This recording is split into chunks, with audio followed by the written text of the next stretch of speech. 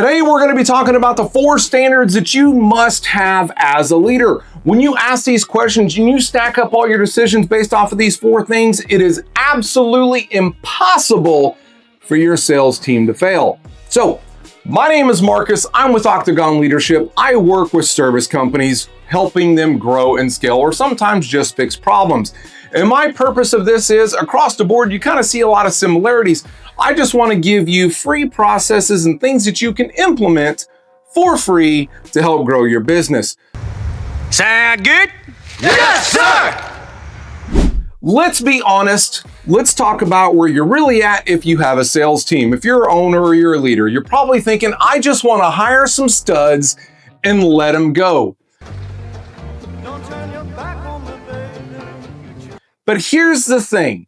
If you're watching this, you're probably a smaller company. You probably can't go pay some guy millions of dollars to just start slinging units. So you need to be realistic about what you're trying to achieve.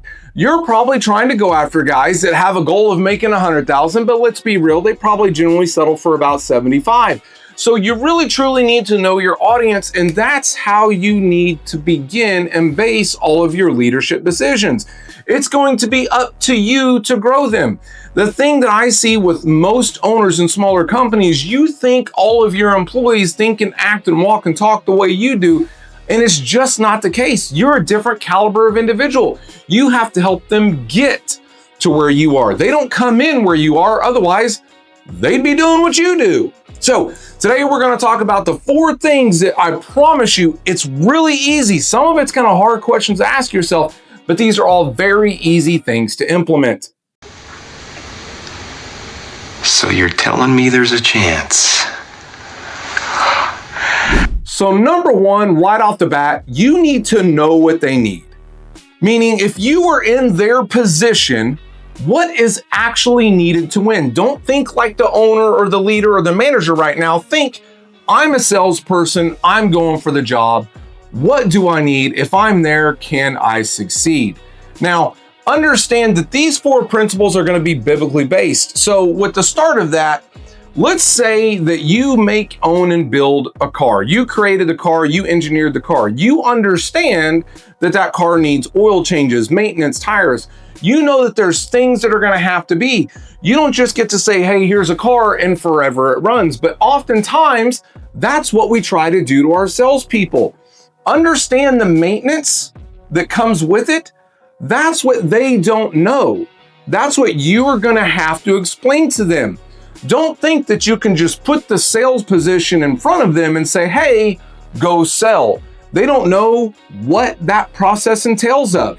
How many phone calls do they got to make? How many doors do they got to take? How many inspections they got to have? Whatever your thing is, you need to know what the maintenance is required for that salesperson to succeed. And just because you know it, you have to teach it to them. And that's where I see a lot struggle. They know the process, so they just assume that their salespeople know what they know. And that's just not the case. Rachel, can I just stop you right there for a second? When people do this, I don't really know what that means.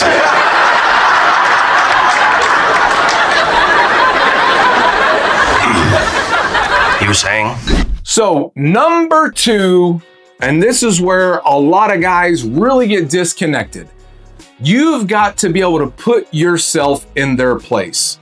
And what I see most oftentimes is it's either been so long since the owner or the leader was in that position that they genuinely forgot what it was like to be there, or maybe they were just never really there for a long time.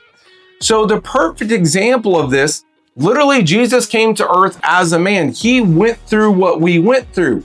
He knows what it takes. And just like number 1, literally God made all the rules and the maintenance items of what it takes for us to live and survive and thrive.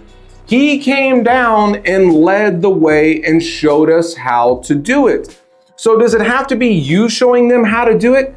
Maybe. I don't know the size of your company, but are you actually giving them the opportunity to learn and understand? Don't just hand them a contract and say, hey, go get it signed. You actually have to walk through it with them or show somebody that walks through it with them. They actually need to know, oh, this is possible. They actually have to see it to believe it. Your salespeople are going to be doubting Thomases. They're going to want to put their finger through the pierced hand. And if you're not showing them that, if you're not allowing them to put their finger through your pierced hand, they're not going to believe it.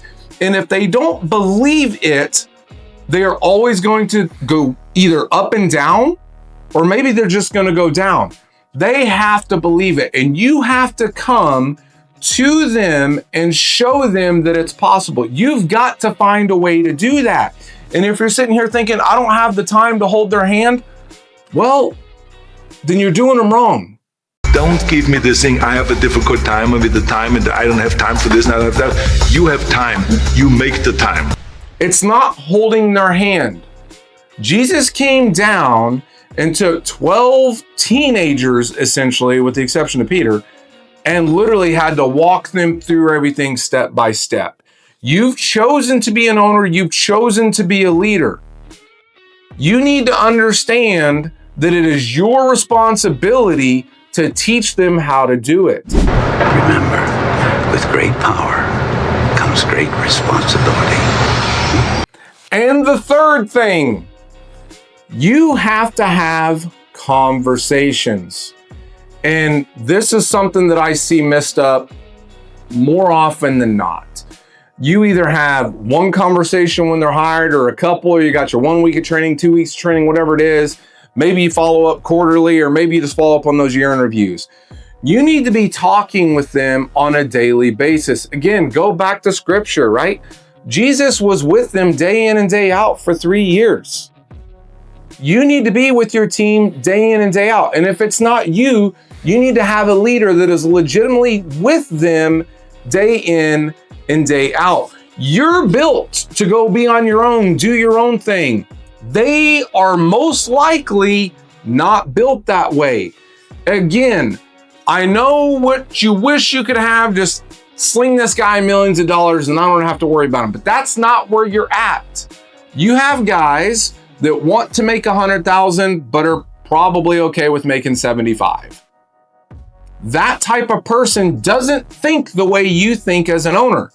You have to walk them through day by day. You need to have continual conversations with them, and it needs to be about them.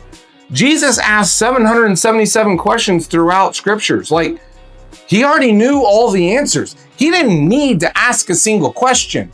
And just because you think you know the answers, or you know what they're going through, you need to ask. They need to feel like you care about them. Because if they're going to believe in you, they need to know that you believe in them. And number 4, you have to give them purpose. And sometimes this is difficult. You got to get creative. You need to understand what the purpose is. And here's the great thing about the service industry. They just have to serve people. So what is your thing? Are you a roofing company? They have leaks. You get to serve their leaks. Or you're an HVAC company. You get to give them air conditioning. They're plumbing. You get to give them running water. Whatever your thing is, you're literally in service. That's what you do. So it is very easy. You have a natural advantage that a lot of others don't, right? You have a natural advantage to go out and serve people. That is the purpose of what you do. You need to make sure that they understand their purpose as the salesperson, and you need to give them tasks. And again, when Jesus went out and sent out the 12, 2 by 2, go out, cleanse the leper, cast out demons, heal the sick, right? You tell them, hey, there are people out there that are struggling with X, Y, and Z. Our products take care of it. Like, you've got to help them understand the purpose. And once again, you may know that instinctively. That's why you chose to own a company or lead a company doing these things. To them, it may just be a job. It's your responsibility to establish the purpose of the thing that they're doing. Give your sales team purpose and watch what happens. I am invincible! Now, if this video has been helpful to you and you already got what you need, you're going to start implementing it today. Fantastic, move along. But if you're sitting there thinking to yourself, I'd like a little bit more nuance, I'd like a little bit more explanation, then click in the link below. Let's have a conversation and see how we can help you out. So until next time, we'll see ya on the next one.